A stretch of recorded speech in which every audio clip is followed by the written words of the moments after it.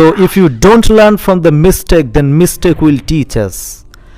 আপনি যদি ভুল থেকে শিক্ষা গ্রহণ না করেন তাহলে এই ভুলগুলো একদিন আপনাকে শিক্ষা দিবে। জ্ঞানীকে ভুল ধরিয়ে দিলে আপনি হবেন তার বন্ধু, আর মূর্খকে ভুল ধরিয়ে দিলে আপনি হবেন তার শত্রু।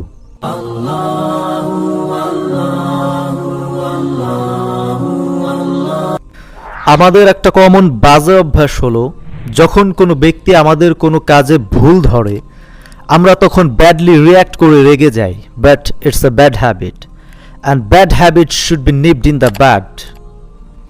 মনে রাখতে হবে, নো ওয়ান ইজ 100% পারফেক্ট। লাইসা মিনাল মুমকিন, ইটস নট পসিবল। কোনো মানুষই 100% পারফেক্ট নয়। So to err is human, মানুষ মাত্রই ভুল করে, এমন কোনো মানুষ নেই যে ভুল করে না। He who has suffered much will know much, যে বেশি ঠেকে সে বেশি শিখে।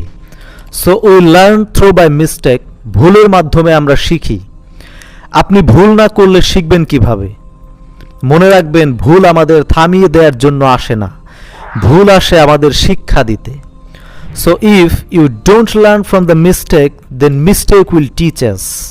তাই আপনি যদি ভুল থেকে শিক্ষা গ্রহণ না করেন তাহলে এই ভুলগুলো একদিন আপনাকে শিক্ষা দিবে। Without to this word there is no doubt. So কেউ আপনার ভুল ধরলে তার প্রতি ব্যাডলি রিয়্যাক্ট না করে তাকে ধন্যবাদ দিন, কারণ সে আপনাকে পুনরায় সংশোধন হওয়ার সুযোগ করে দিয়েছে আপনার ভুল ধরার মাধ্যমে। ওয়া হুনাকাল মাজিদু ফিল হাদিস, আল্লাহ রাব্বুল আলামিন যখন কোনো বান্দার মঙ্গল চান তখন কোনো না কোনো ভাবে কারো না কারো মাধ্যমে তার সামনে তার দোষ ত্রুটিগুলো তুলে ধরেন, যেন ব্যক্তি নিজেকে সংশোধন করতে পারেন। আপনারা নিশ্চয়ই শেখ সাদি রহমাতুল্লাহি আলাইহির নাম শুনেছেন। শেখ সাদি was born in 1210 the city of Shiraz in Iran. He said, জ্ঞানীকে ভুল ধরিয়ে দিলে আপনি হবেন তার বন্ধু, আর মূর্খকে ভুল ধরিয়ে দিলে আপনি হবেন তার শত্রু। তাই ভুল হতেই পারে, ভুল হওয়াটা অস্বাভাবিক কিছু নয়।